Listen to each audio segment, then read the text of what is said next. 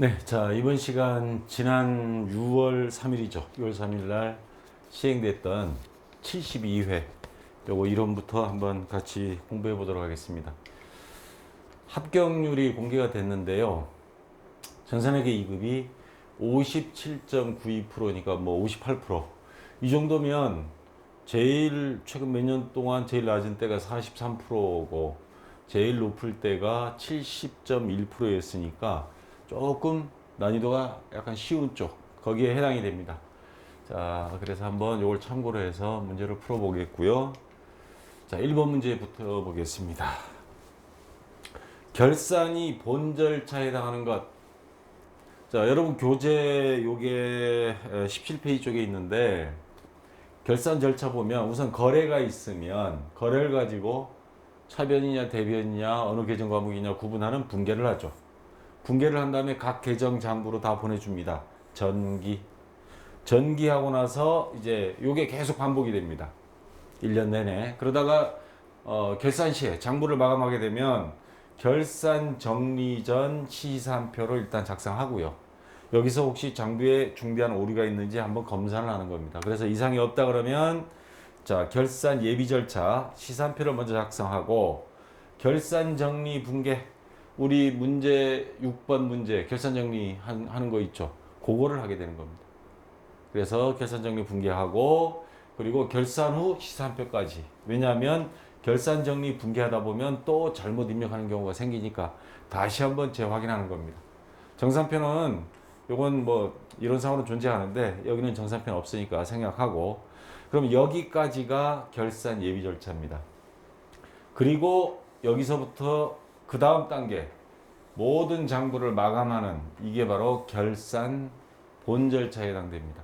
그래서 모든 장부의 마감에는 총계정 원장부터 시작해서 각각의 계정들 그 다음 2월 시산표 손익 계정까지 전부 다 해서 마감을 하고 그리고 결산 후 절차에서 이걸 재무제표 작성 재무상태표 손익계산서 뭐 이런 것들을 여기서 작성을 하면 끝나는 겁니다. 자, 그래서 결산 예비 절차는 시산표 작성, 결산 정리 분계 뭐 이런 것들이고요. 결산 본 절차는 장부 마감, 각각의 장부들을 전부 다 마감하는 거고 결산 후 절차는 재무제표 작성이다. 자, 그러면 결산이 본 절차에 해당하는 것 시산표 작성은 아까 여기 보시면 시산표 작성 예비 절차에 해당이 되죠. 그래서 이건 아니고요. 결산 수정 분계, 결산 정리 및 분계 이것도 결산 예비 절차에 해당이 됩니다. 그래서 아니고 총계정 원장 마감 모든 장부를 마감한다. 요거는 결산 본 절차가 맞습니다. 그래서 3번이 정답 되고요. 재무상태표 작성은 재무제표 작성, 재무상태표 손익계산서 기타 등등 자, 이 주요 항목들 있죠. 재조원가 명상서, 뭐 주석, 뭐 이런 것들. 자, 전부 다 요거는 재무제표 작성에 들어갑니다. 자, 그래서 1번에 3번이 정답이고요. 2번 문제.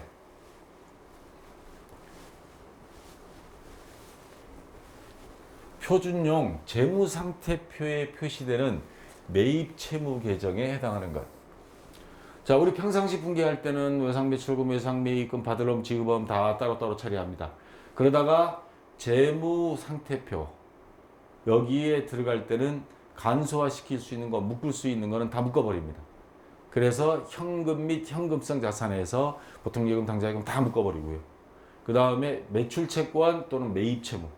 그래서 자, 여기서 설명하면 매출채권을 두 개를 묶어서 매출채권이라는 항목으로 재무상태표에 표시합니다. 그래서 외상매출금 받을럼 합친금액.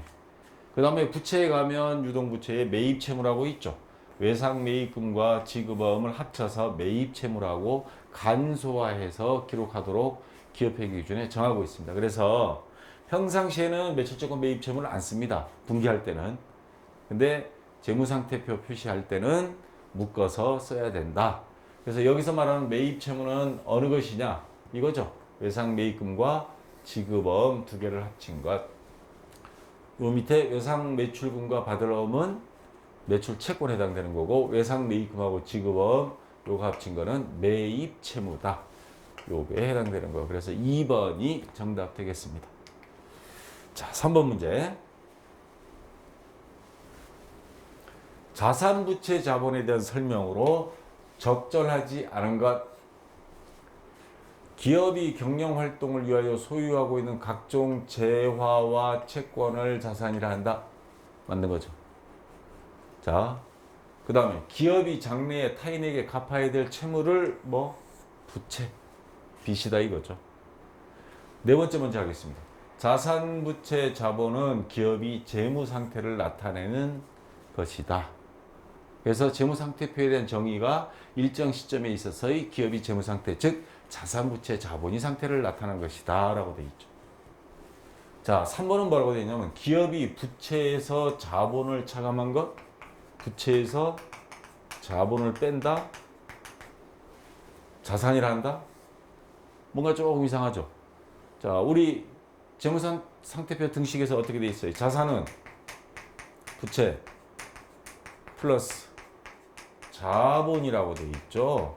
부채에서 자본을 빼는 게 아니고 부채와 자본을 더하면 자산이다. 그래서 재무상태표는 요 가운데 기준으로 이쪽을 차변, 이쪽 대변 이렇게 기록하도록 되어 있습니다.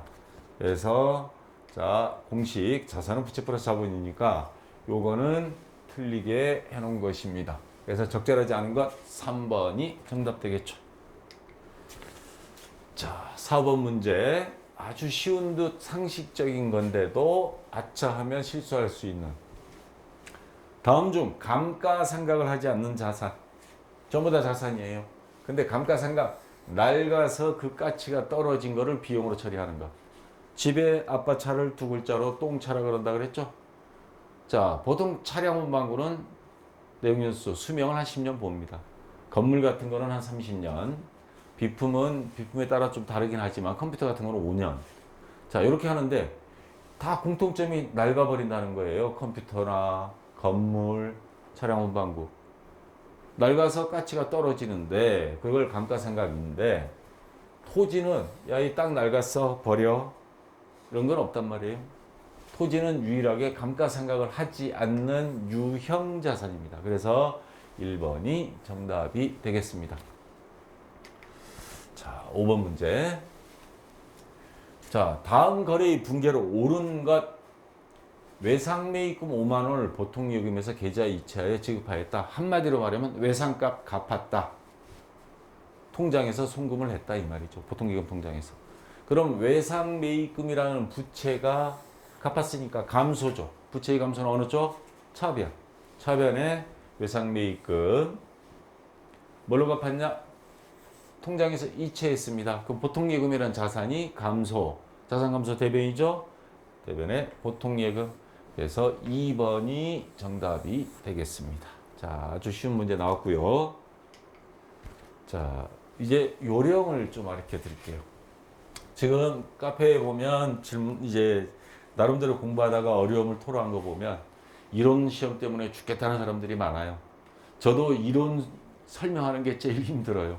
왜냐하면 이걸 어떻게 하면 쉽게 짤막하게 이야기할까 그러는데 자, 요령 한두 가지 좀 가르쳐 주겠습니다. 그렇다고 이론을 안 할 수는 없으니까 10개 이상은 맞아야 되니까. 자, 계정 과목 및 적요 등록 메뉴 있죠. 이거 시험 시작하면 이론 시험을 보더라도 프로그램에서 감독 과목 확인 번호 입력하고 계정 과목 및 적요 등록을 항상 켜 놓으세요. 밑에다 남겨 놓으세요. 닫지 말고. 그리고 컨트롤 F 딱 누르면 다 검색할 수 있습니다. 오히려 이게 빨라요. 자, 재고자산에 해당하지 않는 것 그랬으니까 여기 재고자산 클릭하면요. 자, 재고자산 여기 뜹니다. 상품부터 쭉 나와 있습니다. 자, 여기 제품 보이죠? 재고자산이 맞아요. 이거는 괜찮고. 그 다음에 내려오다 보면 원재료도 있고 제공품. 찾다가 잘 안 보이면 검색하세요. 여기 밑에 있네요. 제공품. 제공품이라는 건 현대자동차 같은 데서 차량을 만들다가 마감하는 날 퇴근했단 말이에요. 미완성된 차량들이 거기 있어요. 미완성품을 말하는 겁니다. 제공품은. 미완성품도 재고자산입니다. 자, 맞고. 기계장치는 자, 여기 우선 상품부터. 재고자산 대표적인 건 상품 여기 있습니다. 기계장치는 검색해보면 유형자산입니다. 유형자산. 재고자산이 아니고. 그래서 컨트롤 F, 파인드. 자, 그거의 약자로 해서 찾을래요. 여기에서 기계장치를 딱 입력하면 유형 자산의 기계장치가 이렇게 검색이 됩니다. 자, 시험 볼 때 요령입니다. 뭔가 좀 헷갈린다 그냥 다 쳐보세요, 빨리. 그러면 어느 자산이 들어가는지 다 알 수 있으니까. 그래서 6번 문제, 재고 자산에 해당하지 않는 기계장치, 유형 자산에 해당된다는 거. 자, 7번 문제. 다음 중 도소매업을 영위하는 업체의 판매비와 관리비에 속하지 않는 계정 과목, 이것도 찾아보기 하면 금방 찾습니다. 운반비, 판매비에 해당되는 거죠. 소모품비, 사무실에서 뭐 A4 용지 막 사용하는 거, 관리비에 해당되는 거죠. 그래서 합쳐서 판매비와 관리비. 자, 여비교통비, 직원들 업무 때문에 출장 간다든가 그럴 때 여비교통비. 자, 이자 비용은 영업과 무관한 영업 외 비용입니다. 영업 외 비용. 그래서 이자 비용 딱 아까처럼 컨트롤 F 눌러서 찾아보면 여기 이자 비용 해서 영업의 비용이라고 영역이 구분되어 있습니다. 그래서 7번 문제 판매비와 관리비에 속하지 않는 건 이자 비용이다. 자, 됐고요. 8번 문제. 다음이 거래 중 지급어음 계정이 대변에 기입되는 거래. 그러면 여러분들 생각을 이렇게 해서 항상 T자 계정 딱 해놓고 알아도 확인하는 차원에서 지급어음은 자산부채 자본 중에 어디 속해요? 부채죠. 부채의 증가 어느 쪽? 이쪽이 증가입니다. 이쪽은 감소. 지급어음이라는 게 뭐예요? 우리가 상품을 매입한다든가 또는 뭐 비품을 구입하면서 언제까지 은행에 돈 놔둘 테니까 찾아가세요 하는 약속 증서예요. 그래서 발행하면 빚이 늘어나는 겁니다. 언젠가는 갚아야 되니까. 이거 안 갚으면 어음 및 수표에 관한 법률 위반 혐의로 은팔찌 끼고 교도소에서 정부가 제공해주는 밥 먹게 됩니다. 그래서 지급어음 증가, 어떤 경우는 증가하느냐? 아까 말했죠. 어음을 발행했을 때. 이게 대표적인 거죠. 그 발행된 어음 갚았을 때, 대금 결제했을 때는 감소. 자, 봅시다. 상품을 매입하고 약속어음을 발행하여 지급하였다. 이거죠. 어음 발행해서 지급했다. 1번이 대변에 기입되는 거. 일단 정답은 나왔고요. 2번. 현금을 빌려주고 차용증서를 받다. 이건 어음이 안 들어갔잖아요. 차용증서를 돈을 빌려주고 차용증서를 받았어요. 대여금이죠. 대여금. 자, 어음에 상관없는 거고요. 3번. 거래처에 상품을 매출하고 이거는 매출이니까 받아야죠. 매출처에서 발행한 약속어음으로 받다. 이건 지급어음에 대한 게 아니고 뭐? 그죠? 받을 어음에 대한 겁니다. 이건 자산의 증가고요. 약속어음이 만기가 되어 이거는 지급어음인지 받을 어음인지 모릅니다. 당점 당좌예금에 입금되었다. 돈이 우리한테 들어왔다라고 하는 거는 지급어음이 아니고 받을 어음을 갖고 있다가 그거를 청구를 했더니 은행에서 돈이 들어왔더라. 받을 어음이 회수가 된 걸 말하는 겁니다. 자, 그래서 지급어음 계정 대변에 기입되는 건 1번이 정답이고요. 9번 문제입니다. 자, 8번부터 시작해서 9번 이제 조금씩 비비 꼬아놓고 있습니다. 수익적 지출을 자본적 지출로 처리하였을 때의 영향으로 옳지 않은 것. 자, 여기서 수익적 지출은 뭐예요? 수익이란 말이 들어가서 수익이 아니고 그 다음에 자본적 지출. 앞에서 이거 배웠죠? 자동차를 수리했다, 건물을 수리했다. 근데 그게 단순한 원상복구. 큰 돈이 안 들어가죠. 수선한 거, 비용으로 처리한다는 말입니다. 이 말은. 대표적인 게 수선비, 뭐 이런 것들이 들어가는 거죠.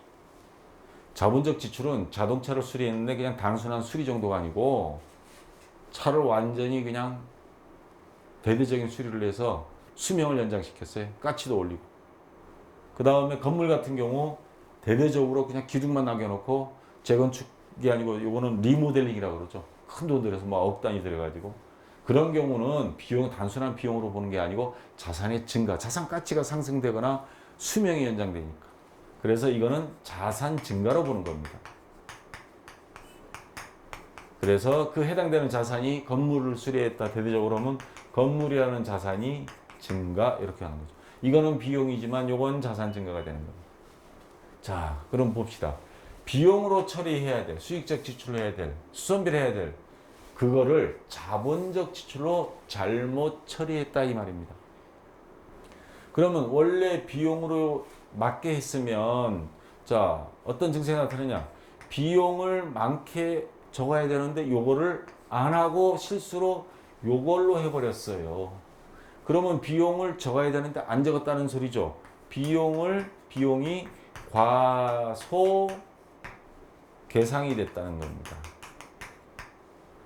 비용을 적게 했다는 겁니다. 이렇게 해야 되는데 요거 안 하고 자산 증가를 해버렸기 때문에. 그럼 반대로 자산은 원래 증가가 아닌데 증가가 돼버렸어요. 그러면 자산은 과대가 된 거죠. 적지 말아야 되는데 적었다 이 말이에요. 비용은 적어야 되는데 안 적었으니까 과소고. 자산은 적지 말아야 되는데 적어버렸어요. 그럼 자산은 과대가 된 거죠. 자, 그 다음 또 세 번째 어떤 현상이 벌어지느냐. 비용을 적어야 되는데 안 적어버렸어요. 원래 적었으면 당기순이익은 어떻게 될까요? 비용이 많아지니까 당연히 당기순이익은 줄어들 건데 이걸 안 적어버리니까 당기순이익이 과대가 됩니다. 순이익이 과대 계상이 됐습니다. 또 개인기업에서는 이익이 많으면 이익을 누가 다 먹어요? 사장님이 혼자 다 쳐드시죠. 자, 당기순이익이 많게 과대 잘못 적었다 하는 건 그만큼 사장님 돈, 자본금도 잘못 적어서 자본금도 과대 계상이 됐다는 말이에요.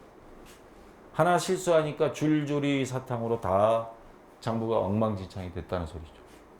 자, 그러면 영향으로 옳지 않은 것, 여기에 해당되지 않는 것이 어느 거냐 이 말이죠. 자, 자산이 과대계상되는 건 맞습니다. 아까 설명한 대로. 당기순이익 과대됐다. 당기순이익 계상됐습니다. 비용은 적게 계산이 됐다. 비용이 과세. 맞습니다. 자본이 과소계상이다? 아니죠.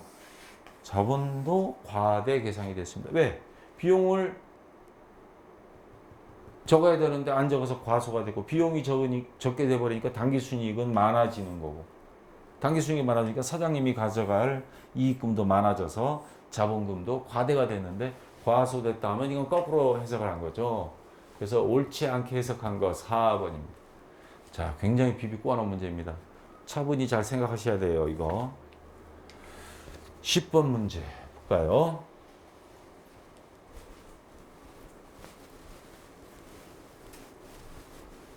자, 봅시다. 당좌 차월 계약을 맺은 후 당좌예금 잔액을 초과하여 발행한 수표 금액을 회계 처리하는 계정 과목으로 가장 적절한 것. 당좌 차월 우리 비슷한 게 뭐냐면 여러분들 마이너스 통장 쓰는 경우 있죠. 잔고가 제로여도 은행하고 마이너스 통장 계약을 맺으면 일정 범위 한도 내에서 추가로 쓸 수 있습니다. 그래서 요즘은 월급을 뭐라 그래요? 통장에 잠깐 들어왔다 빠져나간다고 그러죠. 마이너스 통장 메꾸고 카드값 결제하고 나면 없다 그러는 말인데 회사도 똑같습니다. 당좌 수표 발행하는데 당좌예금 잔액이 없는 상태에서 발행하면 부도수표가 돼요. 그래서 당좌차월 계약을 맺을 수 있습니다. 그럼 마이너스 통장 은행에서 돈 빌렸다는 소리예요. 그 다음에 당좌차월도 똑같습니다.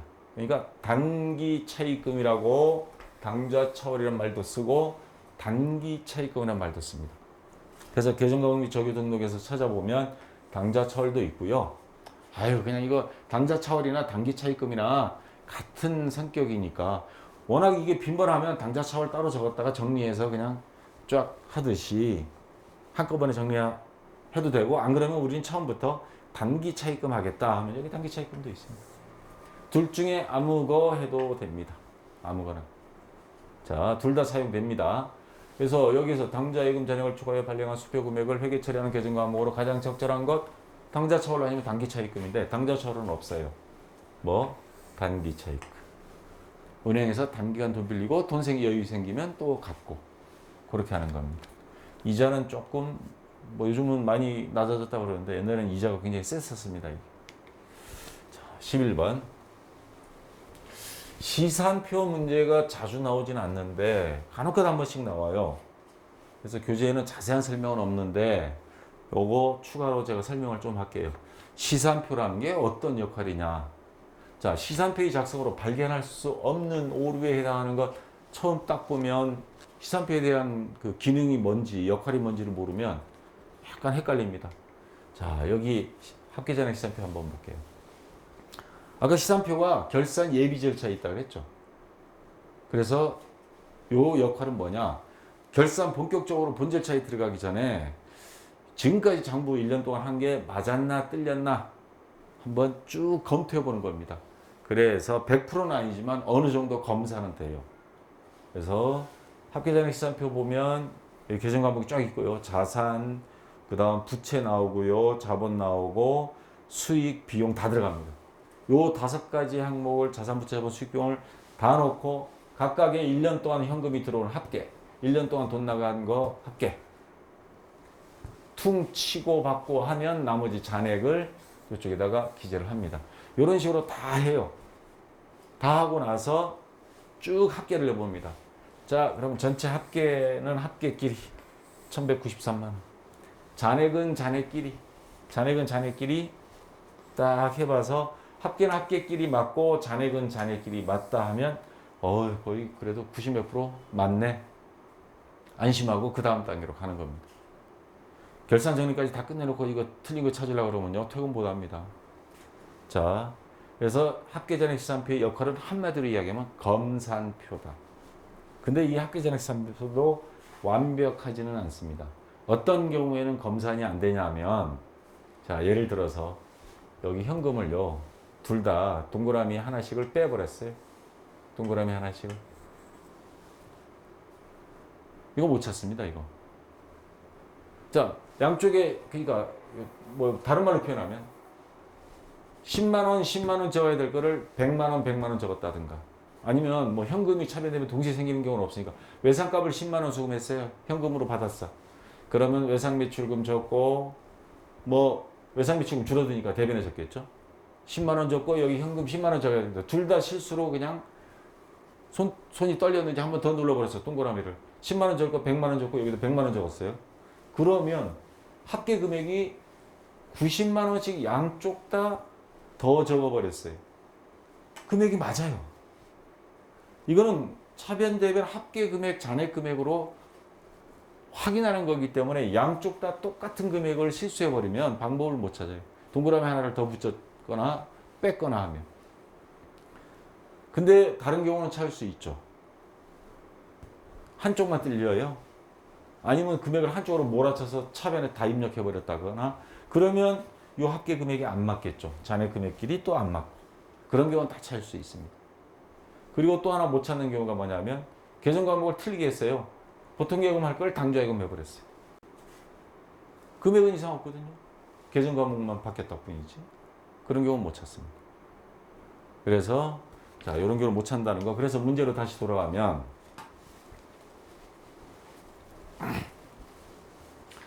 시산표의 작성으로 발견할 수 없는 오류, 분계의 차변과 대변 중 어느 한쪽만을 전개한 경우, 한쪽만 적었다라는 거는 한쪽에는 금액을 입력을 안 했단 말이 되는 거죠. 그럼 금액이 틀려요. 그럼 요거는 발견할 수 있습니다. 분계의 차변과 대변이 계정 과목을 반대로 전개한 경우, 요거는 못 찾죠. 계정 과목을 바꿔치기 한 거예요. 금액은 그대로 있다는 거예요. 그리고 뭐 금액도 뭐 차변 대변이 항상 같게 있지만, 자, 2번 같은 경우 발견할 수 없죠, 이거. 이거는 발견할 수 있어요. 한쪽만 적었기 때문에. 근데 계정 과목만 반대로 적었다 한 경우는 이건 발견할 수 없습니다. 그래서 발견할 수 없는 오류니까 2번이 일단 정답이 되고요. 3번 볼까요?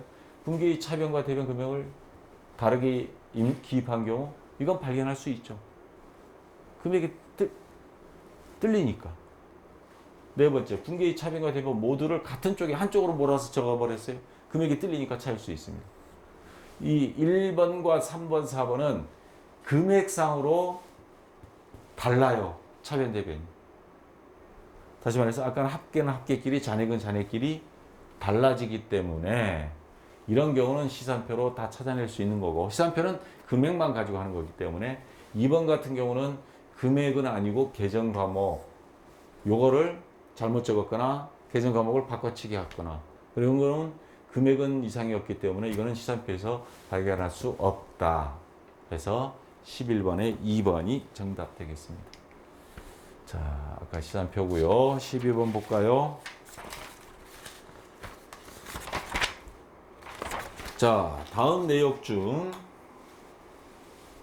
차량 운반구 계정 차변에 기입할 수 있는 내용으로 옳은 것. 차량 운반구는 자산 계정이죠. 그래서 차량 운반구. 자, 증가는 이쪽입니다. 감소는 여기고요. 어떤 경우 증가할까요? 차량 운반구를 매입했을 때, 구입. 차량 운반구를 샀을 때, 이건 차량 운반구를 팔았을 때. 자, 구입하면서 또 재비용이 들어갑니다. 뭐 여러 가지 비용들이 추가로 들어가는 게 있죠. 차량 등록을 해야 되고요. 등록세 내고 뭐 취득세 내고 뭐 기타 등등 뭐 공채 구입하기도 하고 그 다음에 대대적인 수선을 해서 자본적 지출일 때 자산 증가한다 그랬죠 아까. 단순한 엔진오일 교환하고 이런 거 말고 차량을 완전히 그냥 새 것처럼 해서 자본적 지출할 때 자, 요럴 때는 자산이 증가에 해당, 차량 운반구의 증가에 해당됩니다. 자, 차변, 그러니까 증가에 기입할 수 있는 내용으로 옳은 것. 차량 구입 시 취득세를 지급했습니다. 근데 니은은 보면 차량 구입 후 자동차세를 지급했습니다. 근데 여기 하나 더 볼까요? 차량 구입 시 자동차 보험료를 지급했습니다. 이거 헷갈려 해요, 사람들. 취득세하고 자동차세 보험료. 자, 일회성인 경우는 대부분이 재비용으로 들어가는 게 맞습니다. 근데 매년 납부하는 거 있죠. 자동차 보험료 매년 납부하죠. 자동차세 폐차할 때까지 매년 납부합니다. 요 매년 납부하는 요것들은 재비용이 아니고요. 요거는 비용으로 처리합니다. 세금과 공과 보험료 이런 계정 과목으로. 그러면 요 취득세 여기는 안 나왔는데 등록세 이건 딱 한 번만 내면 끝이에요. 취득할 때 취득 한 번뿐이잖아요. 등록 자동차 등록 한 번뿐이잖아요. 자, 요거는 그래서 맞고요. 요거는 비용으로 처리할 거고 요거는 자산 증가가 맞습니다. 취득세. 그다음 디귿 한번 볼까요? 차량 구입 후 자본적 지출 자산의 자동차의 가치를 올릴 정도로 대대적인 수리한 거. 요즘 차들 그 뭐라 그러죠? 대대적으로 막 고쳐가지고 그 모양 내고 뭐 소음기 달고 시끄럽게 다니는 것들 있잖아요. 이게 법적으로 이제 인정이 된다 그러는데, 자, 기업과 디귿은 자산 증가로 본다 이 말입니다. 그래서 기업과 디귿, 예, 2번이 정답. 이거 왜 여기는? 이거 보기가 바뀌었네요. 제가 이거를 하면서 기억 디귿입니다. 여러분들 그 모범 답안을 보면 요 기억 디귿이 요 자리에 있어요. 요 기억 니은은 요 자리에 있고. 그래서 모범 답안에는 기억 디귿 1번으로 나와 있습니다. 근데 제가 이걸 오타예요. 이게 위치가 바뀌었네요. 자, 기억 디귿 1번이 정답입니다. 자, 됐고요. 요거는 기억 니은은 2번 자리에 있다고 생각하시면 되겠습니다. 자, 그 다음 13번 문제.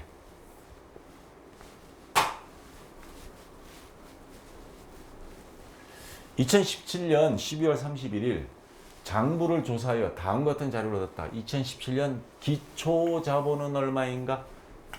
2017년 처음 장사할 때 내 돈이 얼마였나? 이걸 찾으라는 겁니다.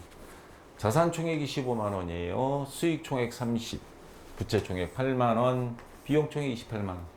자, 이거 재산법, 손익법 공식에 대입해야 됩니다. 그게 제일 빨라요. 손익법 공식부터 한번 볼까요? 총수익 마이너스 총비용은 당기순이익이잖아요. 총수익 30만 원이에요. 마이너스 비용 총액 28만 원.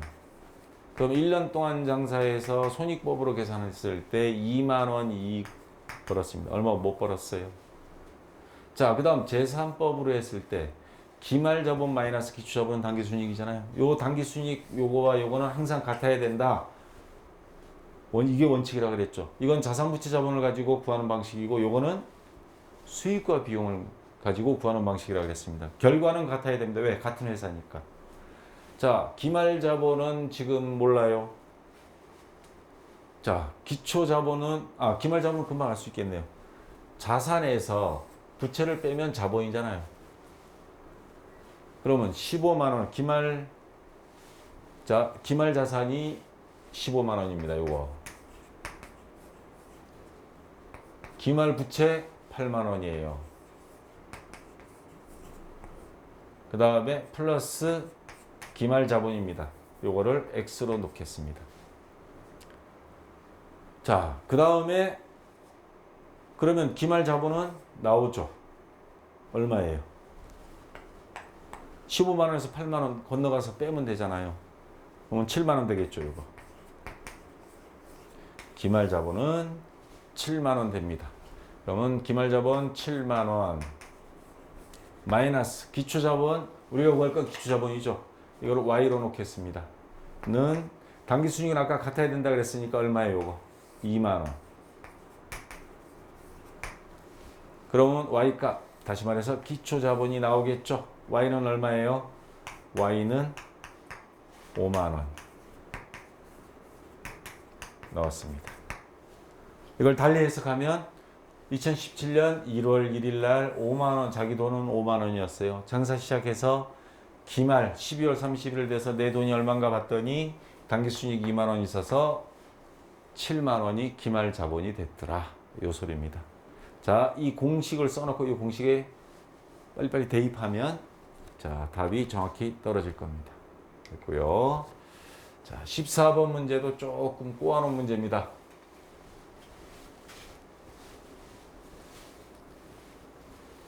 다음 자료에서 단기 손익계산서에 표시되는 이자 수익 금액은 얼마인가? 자, 이자 수익 계정을 보겠습니다. 이게 수익 항목이죠. 발생은 대변이에요. 근데 수익 발생했다가 취소되는 경우가 있습니다. 자, 발생 취소는 이쪽입니다. 자, 대변 보니까 이자 수익 발생은 대변이라고 그랬으니까 이자 수익이 8만 원 있었어요. 언제? 8월 1일 날. 보통예금 통장에 이자가 8만 원 들어왔었습니다. 근데 12월 31일 결산 시에 가서 보니까 선수 수익이란 말 무슨 뜻인지 알죠? 이자를 미리 받은 거예요. 선이자란 말 있잖아요. 사회에서. 돈 빌려주면서 선이자 떼고 빌려주는 사채업자들 많잖아요. 신체 포기각서 쓰고. 그래서 8월 달에 이자 8만 원 받았는데 그중에 5만 원을 알고 봤더니 결산일 기준으로 보니까 내년도 거를 미리 받은 거더라. 선이자 받을 수 있어요. 그러니까 8만 원 중에 5만 원은 내년 거 받았으니까 이거 그러면 원래 수익은 아니란 소리죠. 원래 손익계산서에는 원래 것만 들어가야 된다. 이게 발생주의입니다. 자, 그러면 8만 원에서 5만 원을 퉁쳐가지고 원래 손익계산서에 들어갈 거는 원래 수익만 들어가야 되니까 5만 원 퉁치면 빼면 3만 원만 어디? 손익계산서 전 단계인 손익이라는 계정이 있습니다. 이걸 집합계정이라고 그러는데 거기에 수익 비용을 다 모아놓습니다. 모아놓고 다시 한번 확인하고 이상 없으면 그걸 손익계산서 그대로 손익계산서로 전환이 돼요. 그래서 원래 수익은 손익계산서에 들어갈 이자 수익은 순수한 거는 3만 원이다. 5만 원은 내년도 거 미리 받은 거다. 선수이자, 선수수익. 그래서 이자 수익 금액이 얼마냐 그랬으니까 1번 3만 원이 정답이 됩니다. 자, 됐고요. 그 다음 마지막 15번 문제입니다.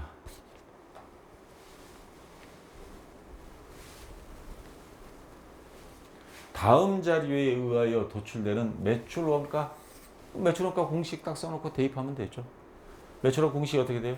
기초상품 재고액 플러스 단기 상품 순매입액 마이너스 기말상품 재고액. 기초상품 재고액이 50만 원입니다. 플러스 매입액, 매입 환출매 예누력 뭐 이런 게 안 보여요. 그러면 이게 매입액 자체가 순매입액 되는 거죠. 60만 원. 마이너스 기말 상품 제공액 10만 원. 뭐 함정 안 팔았습니다. 다른 때 보면 여기에 또 다른 거 하나 또 추가해 놔요. 그래서 그거를 넣느냐 마느냐 가지고 고민하게 만들어 놓죠. 자, 이렇게 계산하면 매출 원가 나오죠. 자, 100만 원. 그래서 2번 100만 원이 정답이 되겠습니다. 자, 여기까지 해서 다 됐고요. 이론 시험은 난이도가 평상시에 비해서 뭐 아주 어렵지는 않은데 이 중반 넘어가면서 약간 조금씩 헷갈리도록 나오는 문제가 있는데 요거 반복해서 한 번씩 잘 보기 바랍니다. 자, 좀 쉬었다가 이어서 실무 문제, 실무 시험 같이 한번 해보도록 하겠습니다. 자, 수고했습니다.